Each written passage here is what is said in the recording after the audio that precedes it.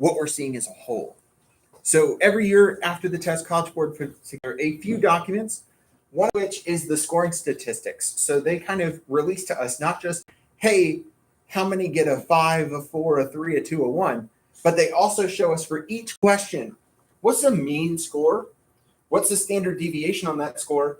And of course, out of how many possible. So this is based on the old 9-point rubric, not the current 6-point rubric. On that rubric, students needed to get roughly a 5 in order to achieve a passing score with 60% of the multiple choice. So similar to what we were looking at on Monday with using the sliders. Here, you notice that question 1, the poetry question, is almost always the lowest scored question. But question 2 is very close to that. Question 3 is often the highest scored, and statistically is closer to a 5 most years. And so for this year, for it to be so low, speaks to a number of things. One of which is the trend that College Board has noticed that students just simply do not have a traditional literacy that will help them on this test. They don't read, they don't engage in the writing that they do. And so if you're not engaged in either of those processes, you really can't expect success on this test. If you're not independently reading and engaging in that, then yeah, that's kind of, you're not going to do well on the literature test. And so they've noticed that trend over the number of years, but this year it was really startling for how low those scores were.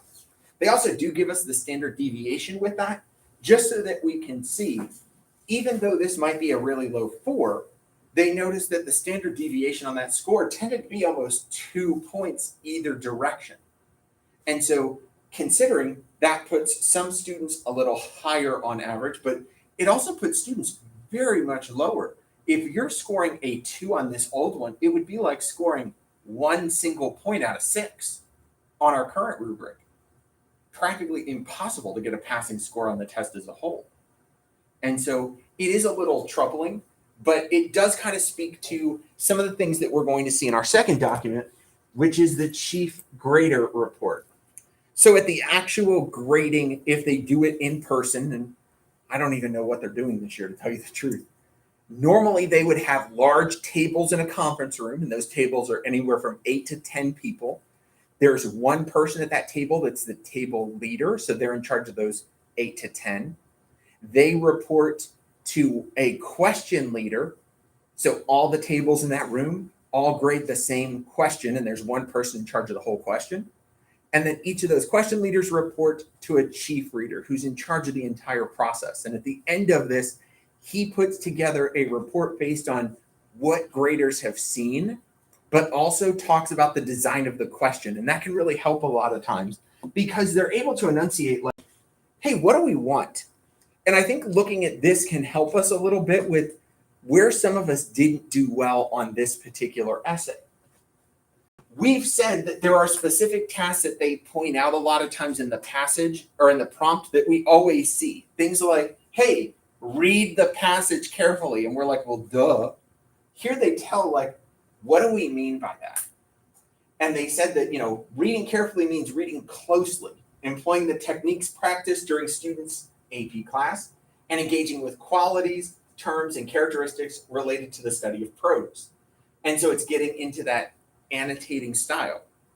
When they talk about analyzing, I think this is really key because they go to, hey, we got to analyze how the author portrays the complex experience of the sisters. Analyzing means identifying the important parts of a larger whole and being able to explain how those parts connect to and function within that whole. This is a definition we established at the very beginning of the year. And it's a process that we have been engaged in as we've gone through the year. We often point out, hey, here's this detail in the text. How is it meaningful in and of itself? But then how is it meaningful in this scene or to this character? And then in a larger context, how does it help to develop larger meaning in the work as a whole? We've done that process through the year. And so here they're enumerating, that's what we want. They say the prompt did not ask the students to be familiar with the nouveau riche experience in 19th century America, or to be aware of changing economic and gender contexts. Instead, students were able to identify how, in the given passage, the author uses literary techniques to portray the sisters in this brief excerpt.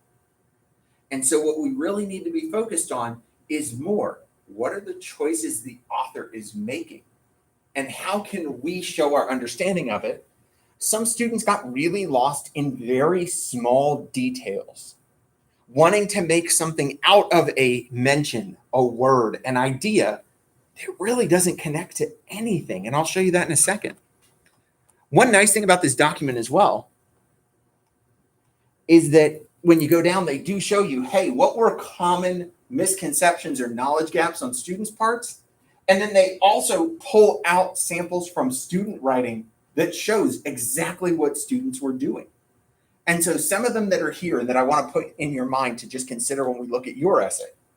Students focused on what the experiences were instead of analyzing how the author portrays their complexity. This goes back to that basic how conversation that we've had all year. We're not asking about what happens. We're not writing a book report. We got to talk about how it's used to create meaning. Students made individual claims about various parts of the text without offering an overall claim. Like we said, you got lost in one line rather than figuring out how does that one line really connect into helping us to understand a larger idea. And students had difficulty reading details of the text, confusing character names, situations, or misunderstanding the narration. That is really common, and we'll point out what we mean by that. For example, if you got confused about which sister you were talking about, or as the passage was going, you got lost in the pronoun use, that's what they're getting at. And a lot of that, even though you notice that this is a text that's from, 1885, so very late 19th century, it is a clear pre-20th century reading skill to be able to differentiate pronoun use. And it used to be a larger part of the AP test, and they have since kind of saddled it away because they noticed that students had a really hard time with it.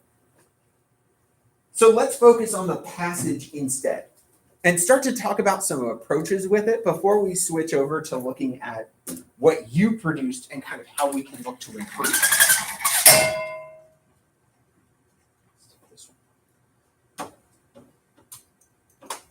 So if you had to draw some lines and draw some major chunks here, how would you identify the major chunks in this passage kind of moving?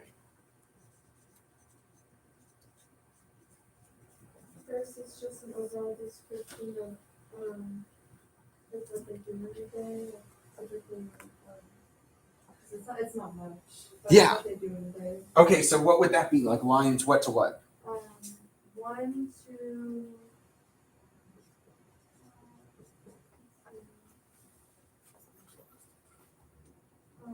like 17, 18. Okay.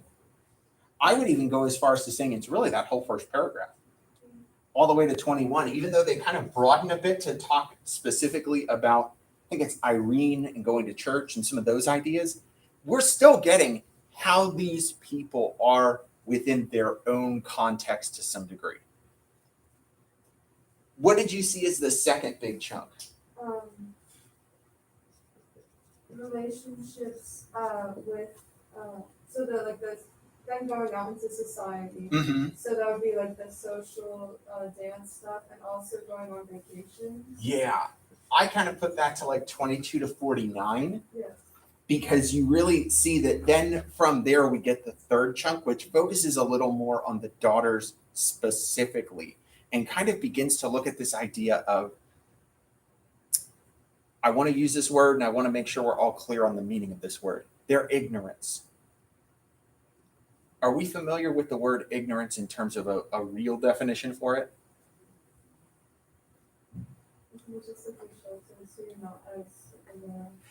It's what you're not aware of. It's the things that you just can't know. And so a lot of times when we think about ignorance, it's gained a very negative connotation in our culture because of how it's often used.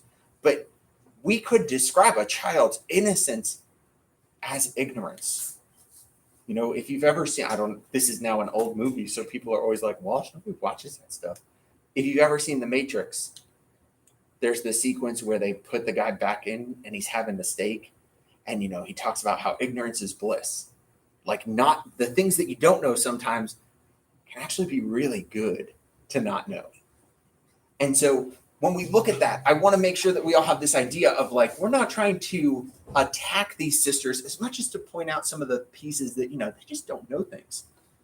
If you notice, what we've got here is really 3 big chunks. Could you very easily turn this into 3 body paragraphs that could focus you through to looking at, bless you, these sisters' complex instances? Now, am I saying, hey, here's the be-all, end-all way to organize an essay on this? Absolutely not. But what I want to make sure to be clear on is, hey, let me offer you a way to avoid the mistakes we keep making, which is organizing by device, especially you, because you don't listen. Organizing by device is just killing some of you because you'll say that you're doing one thing. I'm going to write a paragraph about imagery, and the paragraph you produce has absolutely nothing to do with imagery and also negates to talk about the main ideas. You just get lost in the details. So let me point out a couple of things, minute pieces here before we move on, that some students wanted to focus on and didn't quite know what to do with, and we can talk about why. Line 4, the description of their mother as an idol. How many of you took note of that little bit and you were like, huh, interesting? No? Maybe in this room. Lots of students wanted to. And they wanted to talk about how the mother is idolized in this situation and how she's this, maternal ideal. Is the mother talked about almost at all in this passage? Is the question about the mother? This is one thing, and maybe I'm talking more to you at home, that I kept seeing pop up and I kept seeing students talk about, and I'm like, well, this has nothing to do with anything. And that's where I'm saying some people got lost in the details. They wanted to focus on one word that they thought was important, one phrase that they thought really meant something, but they never really connected it to a larger meaning. And they also got lost in the fact that the essay is supposed to be about the daughters, their kind of complex situation as we get within their family and their society. Second one that I saw that students didn't quite know what to do with. This goes to the other end, and it looks at this line on 53, where we start to talk about these daughters.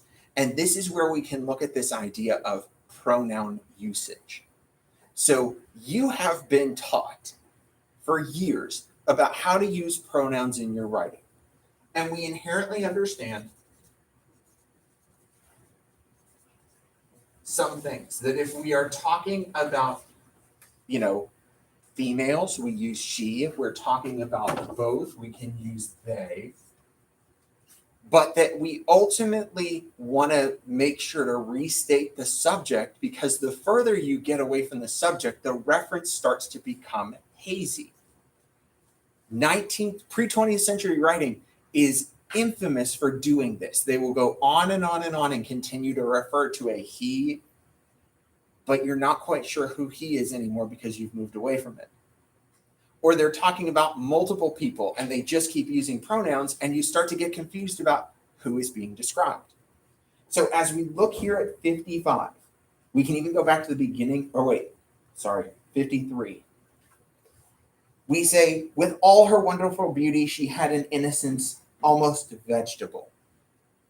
Okay, take a moment and trace it back and tell me who we are speaking about.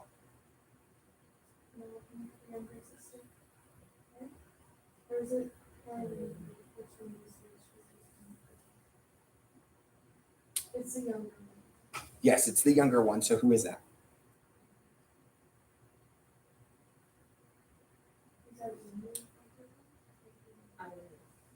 Irene. Mm-hmm. This is one of those pieces that this passage gets kind of wonky, and that some students start to get lost in it because there's not, remember, this is cut from a novel. So there's a larger context that exists around it. And sometimes students just get lost in the referencing on who's elder or who's not, or who do we have and what do we get. I'm fairly certain I have it right, because I even have it in my notes as Irene is having innocence almost vegetable. So when we look, students wanted to talk about that, and they just plopped the quote into their paragraph, but they didn't at all talk about how it says anything about Irene, how it says anything about her situation. Let's take a moment. Let's start with that phrase, ignorant, innocence, almost vegetable. What's that mean? Like stupid? Like what? Stupid? Not stupid. Explain. Why do you think stupid? Or not stupid, but I don't know. Not knowing? Exactly. That's kind of where the innocence comes in. Mm-hmm. Vegetable, like still, it's not good anymore. Mm-hmm. It's just probably good. Okay, I can see where you would get that, but I think they're trying to say something a little bit more here because we're talking again about her beauty, how that beauty works. She wasn't old enough to be ambitious of her beauty. When her beauty, which in its immaturity was crude and harsh, suddenly ripened, she bloomed and glowed with the unconsciousness of a flower. So you notice to some degree, this vegetable line kind of works in this metaphor of talking about her as this blossoming flower, but more, it's also a point of pre-20th century understanding. And this is where I want to bring it to. It's paired with the word innocence, right? Innocence usually refers to what? Well, especially when we're talking about a girl of Irene's age. I guess innocence with like the opposite sex. Yes. And so when you think about vegetables, do vegetables reproduce? Not sexually, but do they? Yeah. And so to describe her innocence as almost vegetable, it's almost in a modern sense about saying that someone is like asexual. It's like you can't imagine them. Their innocence has no, like it's so bland. It's like a vegetable. Like you wouldn't even assume that they would have sex. You can't even imagine them doing something like that.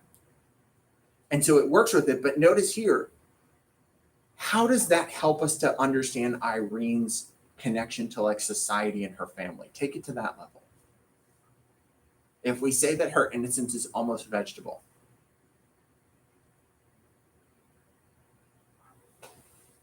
She probably was like just like to stay with her family forever. okay, it might lead her to stay with her family for a bit.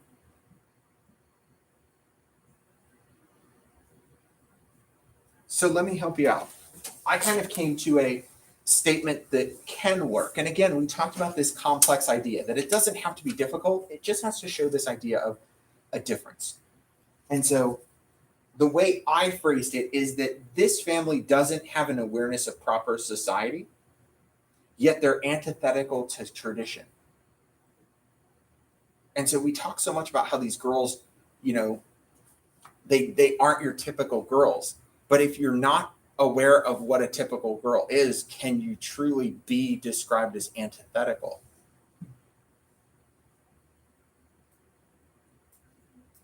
If you're not aware of what it's like to rebel and you're just simply doing what comes naturally to you, can you be described as a rebel? No, because rebels, it's like a choice. Yeah, because there's a choice to it. And I think that's part of what's clear here is there's an insular quality to this family. And so when you notice did you pay any attention to the point of view in this? What is it? If this is in first person and it was narrated by one of the girls, can they be aware of their own ignorance? Can they be aware of the fact they don't fit into society and why they don't? They might, but there would be a sense of shame that would come with it. There would be a guilt. There would be an awareness. And what the purpose here is we want to show that there isn't that awareness.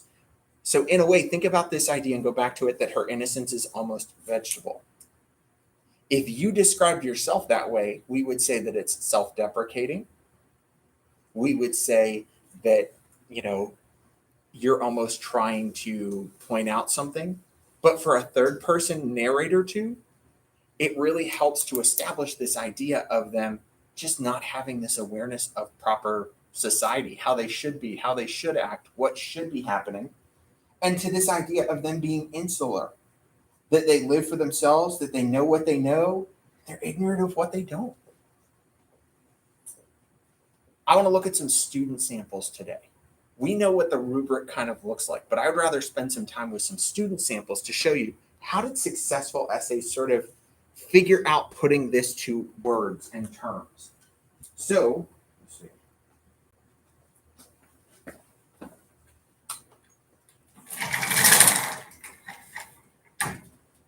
If you go back to today's Canvas page and we're taking a look at the ones here that are the released updated samples.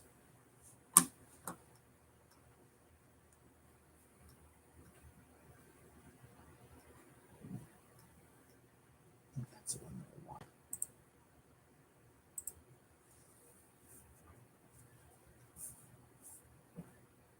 Nope, that was P. Okay. We're going to look at sample P. One page, setup. Take a couple of minutes to read sample P, and then we're going to discuss sort of what do we see? What is this essay doing, and how does it do it well?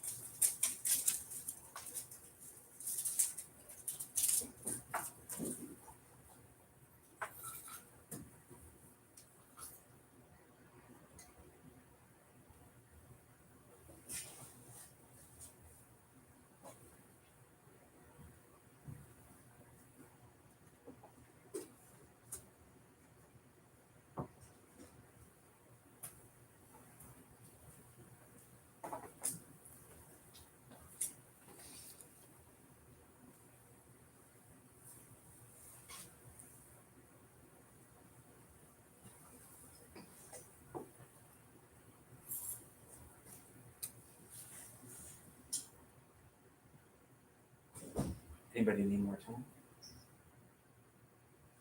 Okay, let's start with this. Tell me some things you notice in this essay you don't like. What are the things that your eyes went to and you just went like, ugh? What about it? As an example, it just seemed like they threw in a quote and then they said the tone here is best seen as on both periods. Absolutely. If you look, this is in this second or third full paragraph at the end. They want to talk about tone, and it's incredibly assertive. They just use a quote, state what the tone is, and move on.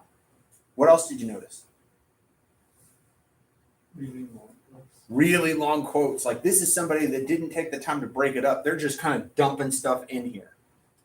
What else? They get the title right?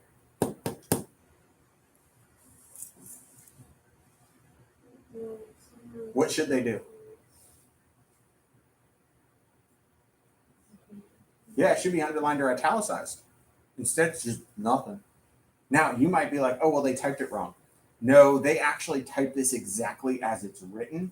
That's why down here there's a quotation mark that's just kind of stranded because they saw that the student did it. So they present the student work as it was written rather than trying to clean it up.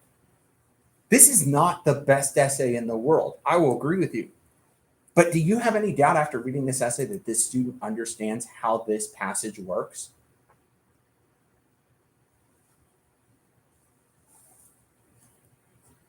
Like when you read it back, are you going, this is somebody that doesn't get it? Or are you going, oh, wow, he does get it. It's not a great approach to how to write about it, but he understands what's happening here. Some things I want to point out to you. Notice that as these paragraphs begin, the paragraphs are focused on main ideas, kind of like our grader comments were saying. We should be able to see what the ideas are in there, not those little lines, not getting lost in the details. And here, he really focuses. Did you notice that he also follows that structure that we kind of talked about with the major chunks in the passage? And so even though it's like one of those pieces where you're going, well, yeah, this is a decent essay. Is this a strong, wonderful example of a 3 on row B? No. But hey, this is a kid that probably got credit on this exam. If he got a score that's going to get him on that 3-1 path, and this is the lowest scored essay statistically out of all of them, we can probably guess this is a student that got credit. And so where we want to look at it is, how does he do this? Now, it's not that he has to clean up all the mechanics. We said there's little things that don't work. He could definitely trim down the quotes that he uses, especially as he goes through. Did you notice it goes from pretty well selected evidence to big chunks to then his third body paragraph doesn't even have a single quote in it. He's referencing the text. He's talking about what happens, but there's not a single quote in that last passage, that last paragraph that talks about the boy. But what we do notice, I want to bring you back to this paragraph. Notice that he focuses on, topic sentence. Even though they're both isolated, they're isolated in different ways. And so he spends the time to go, what's their experience like at home? And what do we see? So he talks about how Irene spends a lot of time trying to look good. Notice that he pulls intentional quotes to show it. But look at what his commentary does. His commentary focuses on the idea. If the quotes weren't here, would this be a fluid paragraph? Meaning, if I took the quotes out, I could still just read his text and totally see him working his way through the idea.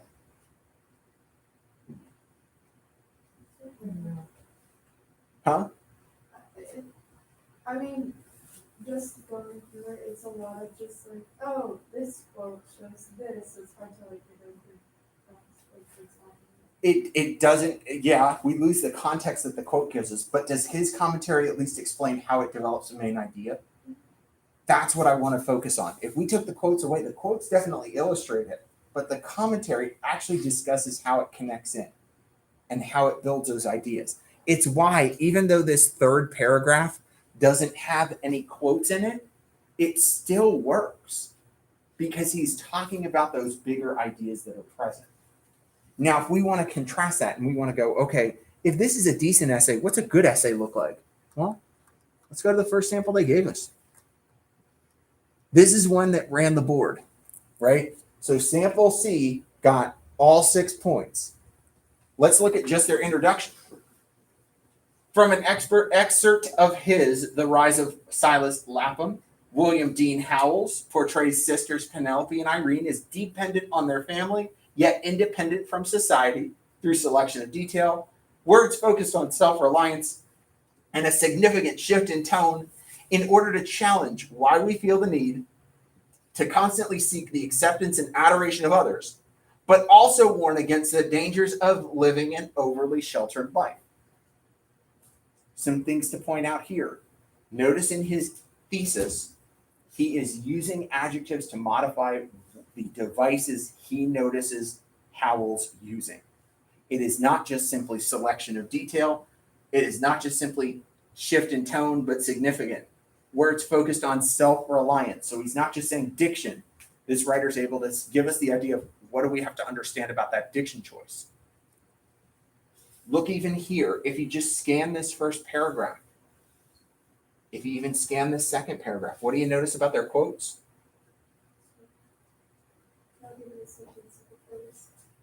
We're taking the phrase, we're really trimming down a little bit. Now, could we trim it down further? Probably, but we want to keep in context. This is a student that produced this essay in 40 minutes, having never read this passage before, after doing an hour of multiple choice on test day. With all those stressors on top of them, we can absolutely see the ways they could improve, but we want to focus on what do they do that works. And if you go through and you look here, you will see a clear difference in how they engage these ideas, in how their commentary develops, and in how their conversation is richer than the essay that we spent some time with. We have these essays here that are on the new rubric.